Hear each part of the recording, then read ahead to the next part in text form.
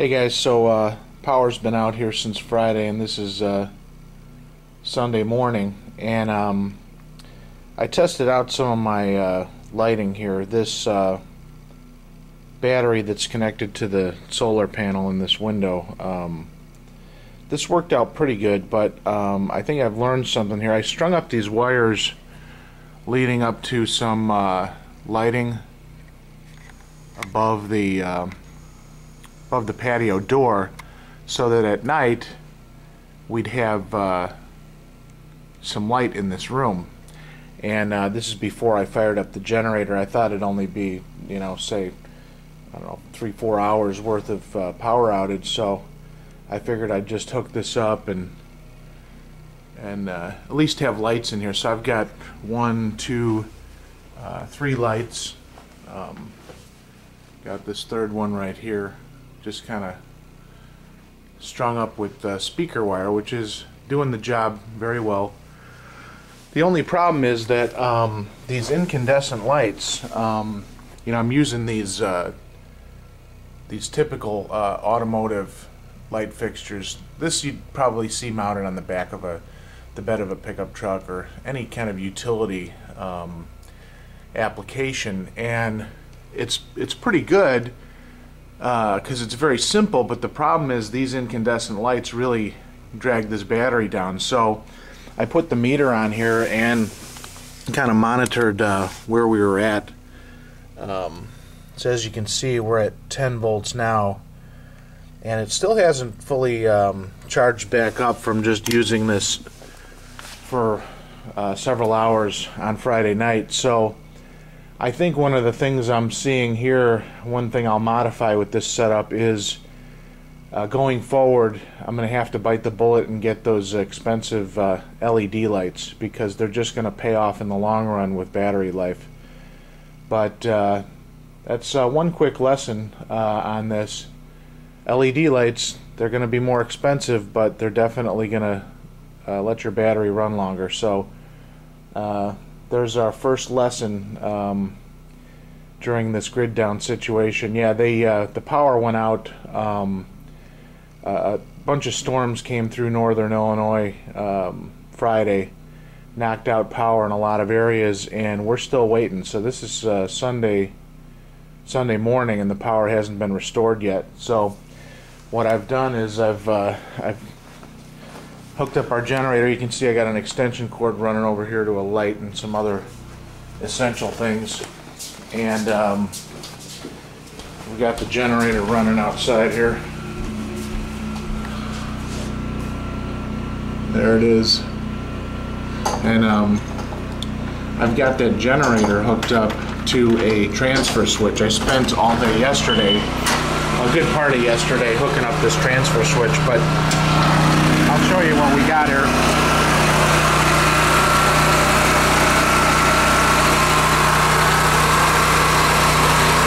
So basically we've got this generator hooked up, and I got the cords going into the basement window, which I'll show you.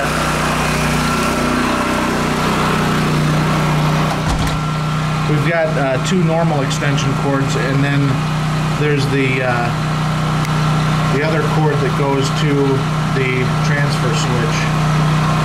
And so what that looks like, I'll show you here. Got another cord coming up, and that's from what we saw earlier. But here's the transfer switch here, and I don't have it fully installed yet to code, but what we do here is we just plug in the generator at one end and then plug it into the transfer switch here at the other, and you can power 6 individual circuits. So you pick your essential circuits and then you wire it in to your circuit panel.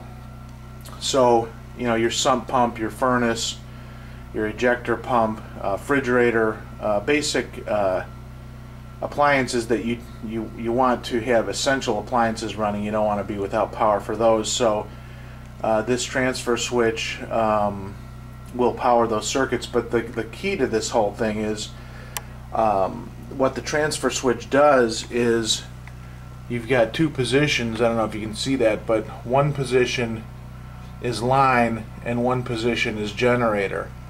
And the point here is that if you were running a panel with your generator and the power came back on, you know, the power from ComEd would zap your generator. So what this does is it enables you to isolate those circuits away from the line voltage, which right now isn't there, but and then run just off generator. So it's kind of a neat gadget.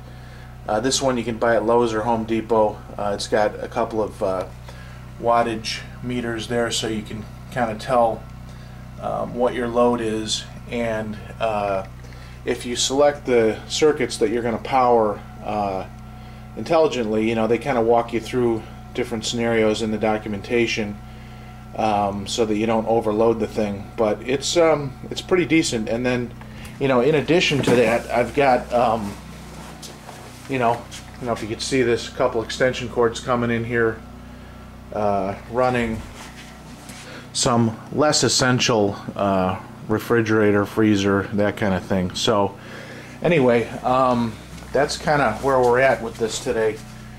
It's been a good exercise in grid down test here, see how our situation works when the grid's down.